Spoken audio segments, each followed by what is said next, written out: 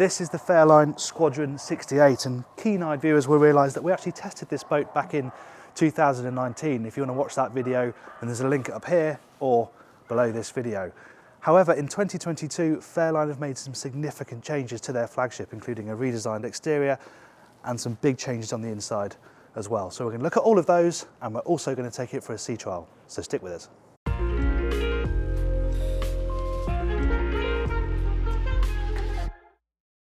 Now, the most significant change on the outside is the hardtop. On the previous model, this support here actually went that way, and then you had the roof coming this way, and it all looked a little bit awkward, as if the roof was just perched on top. This one is much better integrated, the way that it moulds down into the Flybridge moulding, and then it sort of links down into these 3 slashes here that are a signature of the Squadron. The other thing they've done is actually change the sunroof itself. On the previous model, it was the slatted version that we've seen on a few boats. This is now just a canvas roof that goes right back into this cassette here. So you get a much better, more open aperture. There's some tweaks to the window line, so the styling on the top sides is a little bit different. But one key feature they've added, and this comes from customer feedback of the previous 10 boats that they've made, is a side door here on the starboard side deck, which means that you can ventilate the helm really easily, but it also means that those at the helm can get out onto deck far more easily than having to walk out the back door and up onto the side deck. Now, back here there aren't many significant changes over the previous model. You still have the high-low bathing platform with a 500 kilogram capacity, so you could have a Williams 345 on here. You have a bench set into the transom here, so that pops down. Because you've got this walkway as well, so even when the platform is down, you still have this fixed platform here, so you can perch here and watch while people are swimming, for example. Nice that you've got cleats down here as well, so you can spring across easily in the med, and you've even got these little ones here to lash the tender's painter onto. It's quite useful to have those down there right on the end of the bathing platform. To port, you have an access hatch which gives you access to the shore power connections. You also have the passerelle on this side, and then on this side you have a bit of a Fairline trademark, which is the overhead shower. So you don't have a pull-out deck shower, you have a proper shower overhead with a tap, all nicely concealed in this little section over here. Here is your access to the crew cabin. We'll have a proper look at that later on, but the whole staircase lifts up and gives you access to that space. And you can get up to the cockpit on both sides. What you notice is this nice sort of dark headlining over here. It's the same on the Flybridge. Not only will it help to sort of insulate noise out here, because this can be a bit of an echo chamber given you've got the engines underneath my feet, but also it just looks quite classy. And I like the fact that the seats here, the backrests extend all the way around. So even if you're sat on this side, you have a nice backrest. Should be quite comfortable to sit there for a longer period of time. Engine access itself is underneath this hatch here, so we'll go and have a proper look at that later on. The other thing to point out on this boat is that these bar stools, they're an option. So you have this as standard, but you have to option these if you want to create a little bar area here, and they actually are detachable. They screw down, see these things here? These are really nice solid bits of metal, screw into the deck, but you can remove those. If you want to stow them away if you're doing a long journey, you actually need to remove this one to get to the engine room, as we'll see later on. Now in here, this is where the real changes are over the Mark 1 model. Not only in the layout, which has changed quite a bit, but also the use of materials. So there's different wood options. You've got walnut or oak in satin or gloss. This boat uses the walnut gloss, which looks and feels absolutely lovely. Avonite tops on this boat, and the best example of just the focus on woodwork, all of it's handcrafted, handmade obviously, is this table here. Not only do the grains match when it's closed like this, but when you open it up, the grain still matches as you go across these lines here. You've got the maple inlay in the middle. I mean, it looks too good to use. You want to put a tablecloth on it immediately. It's an absolute work of art. But it's functional too, because you've got storage space here, a couple of cup holders. It's the sort of stuff that Fairline really do very well, and this looks fantastic. Now the galley has been reshaped a little bit. They've moved the staircase back a bit. You have no longer got full standing fridge freezer inside this galley. Instead, you've got 4 deep chest fridge freezers, and these can be set anywhere you want. So you can have them all as freezers, all as fridge, 2 as freezers, 2 as fridge. You can have them however you want them set up, depending on how you're using the cooling space. And then in here, this is dedicated spot for the coffee machine. You've even got nice fiddled spots for the Fairline branded mugs. Most boats will have a coffee machine fitted these days, so why not have a proper place to store it? Some other nice bits of detail. The sink top underneath It's got a chopping board, so you don't have to store a separate chopping board. That is really heavy, high quality stuff. If we look down here, not only do you notice this fluting along here, so this is not just a flat piece of timber, there's some really nice detail in there. I'm play like a musical instrument. But this is also where you have all the boat's glassware stored, nice, safe and secure, all backlit. Looks really, really smart. And actually, there's more of that down here. Under here, you've got a butterfly clip, and then you have proper dedicated storage for all of the boat's crockery. Again, you have the branded mugs. They've got the little slots, and you notice that when you shut it, you don't even hear it clank. So at sea, you know it's not going to rattle about in there. All in its place and close enough to the galley to be really useful. This is obviously your main lounging space now. Before, on the previous boat, this was also your dinette, but they've split these two areas. You can have a high-low coffee table here. Obviously this is a bit more of a feature coffee table, but you can have a high-low one here if you want a bit more functionality from this area. But it's quite nice just to have open floor space. Feels very, very luxurious. Television pops up from behind here, so it'll drop down and be out the way when you don't need it. And also notice that the heating and air conditioning vents, not only are they really nicely inset into this unit, but they're also directional, so you can direct the air depending on how you want to chill or warm the cabin. Now this boat has got the extended audio package, so you have Fusion as standard, but this has got about 25 grand's worth of Sonos speakers and units on board, 23 speakers or something like that. But it's also got these quite nice roaming speakers, so they charge in there. You can put these anywhere on the boat, sync your phone to them, and you can have music anywhere on the decks, anywhere on board. Works really nicely. As an option, you can have this as an ice maker. This is just storage on this boat, but you can have an ice maker in there, or another fridge, I think, if you want a bit more cooling space.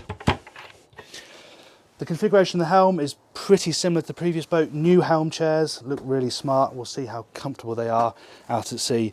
And this spot is a really nice location because you've got two people at the helm, a couple more guests want to sit and enjoy the journey, then this is a nice spot. It's raised, you can see forward out the windscreen. It's a nice spot to keep the skipper company. You've got a drop down window on this side, but as I said on deck, the difference between this boat and the previous model is you've got a side door as well. So you can get straight out onto the side decks from inside without having to go back out to the aft doors. Again, just adds to the practicality and the functionality. Now we're going to talk more about the driving experience out on the water, of course, and the helm station. So for now, let's go downstairs and see what the accommodation's like. As standard, this is a day heads, or you can have a bunk cabin here, which gives you 4 cabins in total, plus the crew cabin. But this boat, you can see, actually has a utility space, and if you intend to live on board for long periods during the season, you'll know just how valuable spaces like this are. To have a utility space with well over 6 foot of headroom is great, and you've got just loads of storage to chuckle your stuff in. You've also got yet more cooling space. So on top of those 4 chest fridge freezers we saw in the galley, you've got a full-size domestic fridge freezer here, which if you're on board for long periods, you'll find really useful, I'm sure. And if you need any more proof that this is a boat to live on board for a long time, well, look no further than the Fairline ironing board. Not something you see every day on board a boat, but Fairline really have thought of everything. So you needn't go to dinner with a creased shirt ever again. Now, onto the cabins. And to starboard, you have a twin cabin that has a private ensuite, and the berths in that cabin, it's 2 singles, but they will slide across at the touch of a button, so you can make a double bed in there if you want to. There's really good storage in there as well, and of course, guests have access to the audio-visual system in there. They've got their own television. It's a really nice little cabin, that. Now, if you don't have the day heads and you have the utility space, this VIP bathroom then becomes your day head. So there's an access door here, which means that guests can come in here in the day and use that bathroom. There's also an option to have a bigger VIP, where this bulkhead comes further forward here, so you have a bit more floor space in the VIP cabin, which I think would be quite a nice arrangement because it just feels a little bit cramped at the end of the bed here, especially if you've got the door gobbling into space when it's open. The bed itself is a really good size. It's very easy to get up and down. Again, the detailing is absolutely spot on. It feels very, very special in here. Storage is great, big hanging wardrobe and a television at the end of the bed. And then of course it's the day heads, but this cabin also has private access to this forward bathroom as well.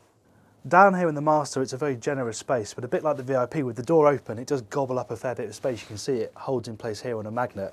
Someone like Absolute would probably have a pocket door here that slides into the bulkhead so that it doesn't gobble up room. But of course, you'll just come in and shut the door anyway, and then you're in your timber-clad oasis. Again, the detailing on this bulkhead is just absolutely lovely. You've got the inlay here like you have on the table up in the saloon. Again, you've got the fluting here. It's not just flat panels, there's interest everywhere you look. There's actually less timber in this cabin than there was on the previous model, but where they've used it, they've really made it stand out. There's backlighting all under here as well, so at night I think this cabin will look absolutely lovely. Of course, you've got a bureau on this side here to starboard, storage on both sides as well. There's a little sofa on the opposite side, and you've got the television mounted and the bulkhead here. Easy to walk around the bed. I'm 6'1", and you can see how much space I've got above my head. It's a totally flat floor, so it's a very easy cabin to move around in. And the bathroom is almost full beam. You've got 2 storage spaces on the way in, full height hanging lockers. And then because the bathroom's there, it also acts as an extra layer of insulation from the machinery space. So I'm not talking about when you're going along, but at night you might have the generator, you might have the seakeeper wearing away. You shouldn't hear that as much because you've got the bathroom there acting as a bit of added insulation, and it's a really lovely bathroom as well.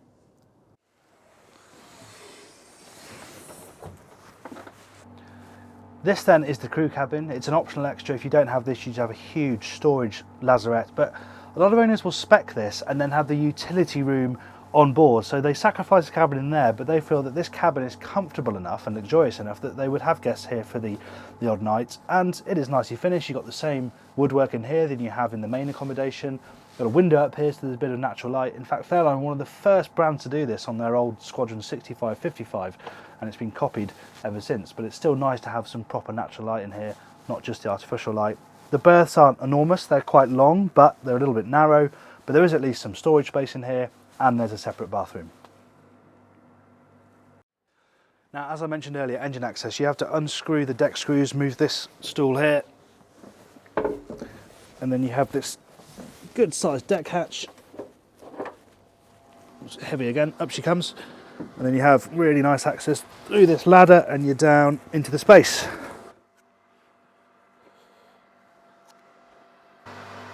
And this is a really impressive engine room for a boat of this size. Headroom is great, it's really easy to access both sides of the engines. These are the smaller blocks. These are the Cat C18 1150 horsepower. You can have the C32 1622 horsepower.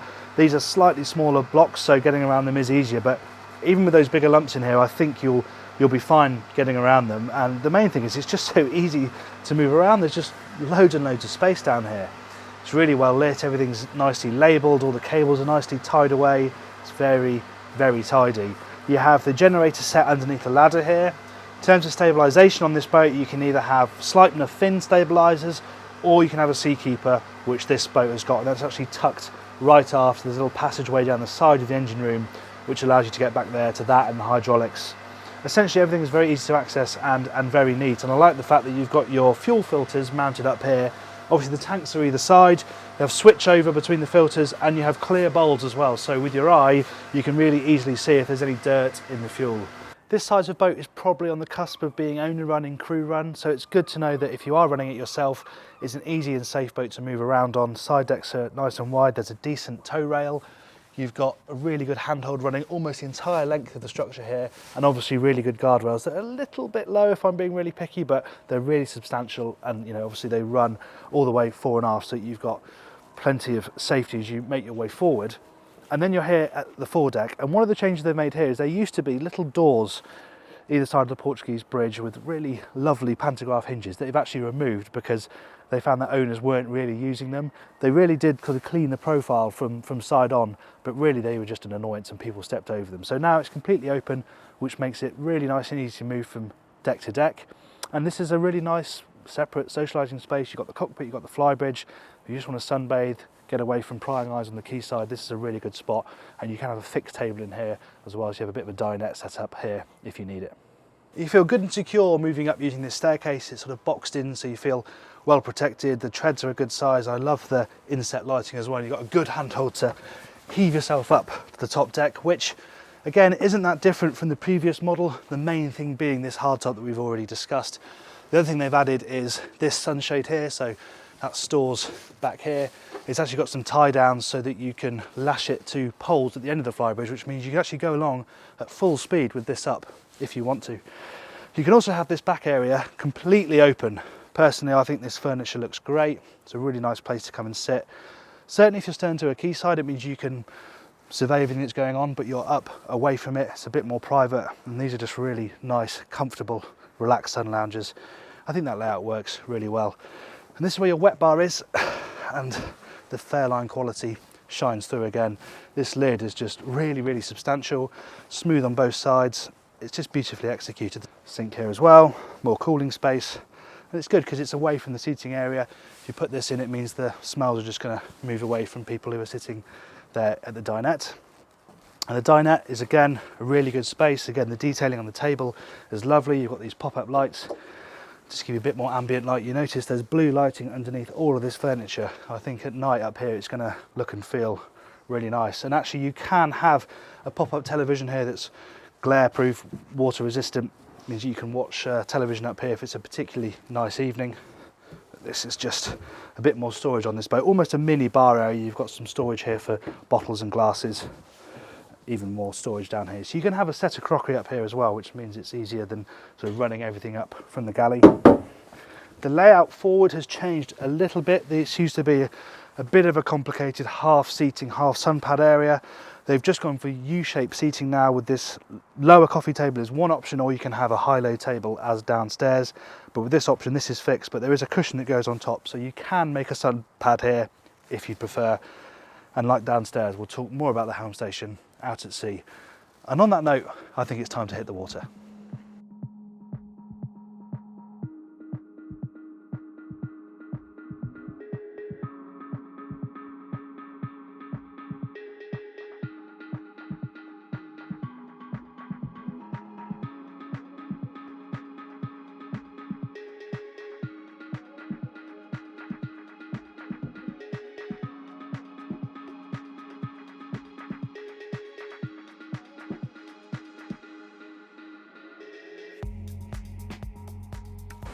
It's a pathetically calm day in the Saloon today, so we're not going to learn a huge amount about this boat's rough weather handling, unfortunately, but what I can tell you is that it's a very smooth cruising machine indeed. It's got 1,150 horsepower Caterpillar engines, top speed 31 knots, and you can cruise comfortably anywhere really between 20 and 28 knots. Well, I found that it settles at a 22 knot speed really nicely, and at that speed you've got a range of about 300 nautical miles.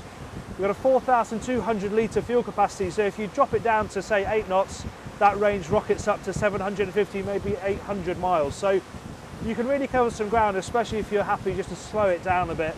And with the optional stabilisation, then you could easily do some nice long passages on this boat at displacement speed. And a big focus on the original 68 and on this one is on refinement and NVH. And even up here, where obviously we've got the breeze barrelling over the bow, it's nice and quiet up here. Of course you can hear the rush of the water off the hull, but I'm still not having to raise my voice too much to talk, and if you're having a conversation with the person in the navigator's seat, you're not going to have to be shouting at them to talk to them. And the other thing I like about this helm position is you can really enjoy this boat's handling, which comes as a nice surprise. The fly-by-wire steering is one finger light. It is as light as a feather. It's absolutely incredible, and the boat is really obedient, immediate reaction to that. We've got the Seakeeper working against us at the moment. It's on, it's spinning, so you lose a bit of the heel in the turn, and the Seakeeper sort of working against you to keep the boat level. But it doesn't feel ponderous. It has a nice amount of agility for something so big, and really for something that's going to spend most of its life ploughing along in a straight line. The other nice thing about driving them up here is how good the helm is. I mean, the ergonomics are absolutely spot on. This seat slides forward and aft. The wheel comes out a nice distance. You've got an adjustable wheel as well, so you can raise and lower it if you need to. And the throttles are mounted in a really good position, quite low but close to the wheel within easy reach. So if you want to sit back in your chair, you can reach everything really easily. As standard, you get a single MFD on the upper dash. Obviously this boat's been optioned up to have the 3 screens, and I love that setup. I've got the chart here, 3D chart on the far side and the radar in the middle. And you have another Garmin screen. It's smaller, lower down, but it has all the functionality of the bigger screen, so you can have that showing what you want I've got the engine instruments up there, but it's endlessly configurable. If I'm being really picky, I'd prefer these screens to be angled slightly further towards me. They're just angled a bit too far away, so you can't see them quite as clearly as maybe you should be able to. They're far away as well, so they're hybrid touch, they're touchscreen, but Fairline have thought of that because there's actually a keypad down here so that you can use the screens without having to lean right forward in your seat. There's some storage in here as well. This pops open and you've got a bit of storage for loose ends. But the only thing you are lacking up here is a couple of cup holders. You've got them downstairs, but nothing up at this helm, so that's a bit of an omission. So that's what it's like from up here at the upper helm. Now let's give my hairline some respite and see what she's like from downstairs. Right. The lower helm. First thing I really like is that you can see you can stand here.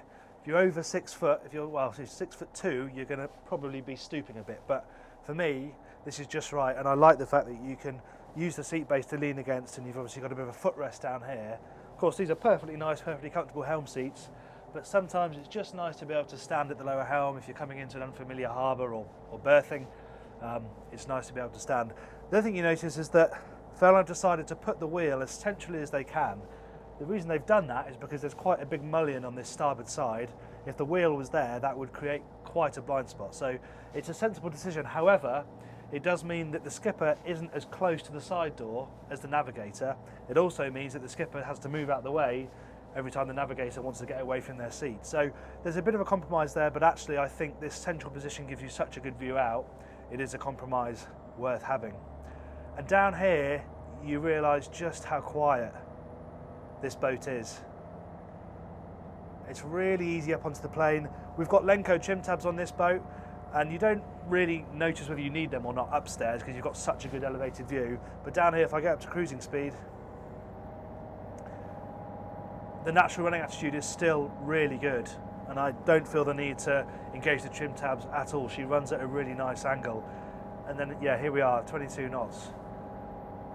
And it's just very easy and very quiet and very comfortable. You really feel like you could cover some serious ground at this speed and it's not going to become tiresome.